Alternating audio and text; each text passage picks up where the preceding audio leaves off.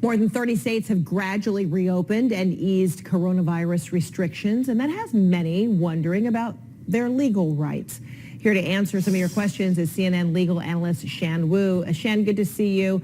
We're at the beginning of a new month, and a lot of people want to know, what can they do if they can't pay their rent or mortgage?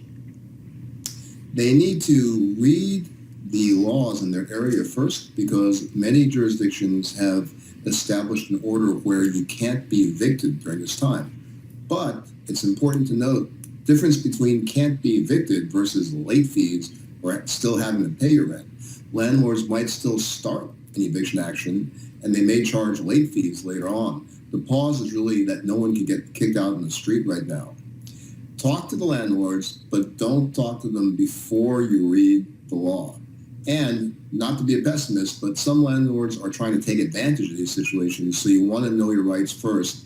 If they ask for proof that you're being hurt by the COVID-19 situation, that's fine. Ask them what kind of proof they want. If they want things that aren't proper, like bank records, don't do that. So know your rights first before you talk to your landlord, but do communicate with them. So can landlords evict or charge late fees? In many places, they can charge late fees. What they cannot do is go to court right now during this emergency and put people out on the streets for not paying rent. That's the protection thing. So are people legally bound to return to work? If their bosses say, come back to work, and there are some employees who say, I don't feel comfortable with it, I don't know if the proper supplies in place, what can happen if they refuse to return to work? Well, the bottom line, Fred, is the employer gets to say whether you get to come back or not, and were you to refuse, you could be punished, even terminated. But there are a couple of important exceptions to that. If the employee has an underlying health condition, something, asthma, pulmonary issues, makes you more vulnerable to the virus, that should be taken into consideration, and the employee needs to raise that with their HR people or their boss. Number two, very important, if you already have an accommodation under the American with Disabilities Act, that's still in place. So they've still got to honor that. The virus doesn't suspend that right on your part.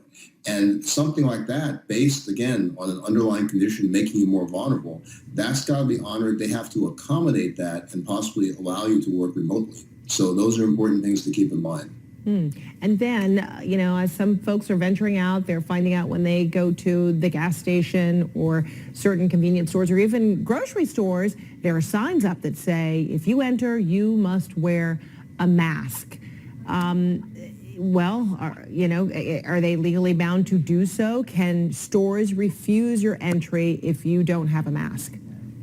It's going to depend a lot on the particular state or jurisdiction, city's orders on that point. Many of the cities are requiring the store employees to wear the masks, and now they're putting up signs, as you said, where the customers have to wear them. So depending on those orders, the stores may refuse to let the customers in. It's really a very interesting problem that's going to develop here because so many of these issues are kind of novel with COVID-19. Historically, there are anti-mask laws that say you cannot wear a mask, and those were targeting the Ku Klux Klan, really, saying they don't want people running around with masks to disguise them while they're doing violent crimes. So many people, particularly people of color, were worried even about putting on masks. And in fact, in Georgia, the governor had to specifically lift the anti-mask law. So that's an interesting aspect of it, which may cause other issues going forward. All right, Shan Wu, always good to see you. Thank you so much. Be well. Good to see you, Fred. Take care. Thank you.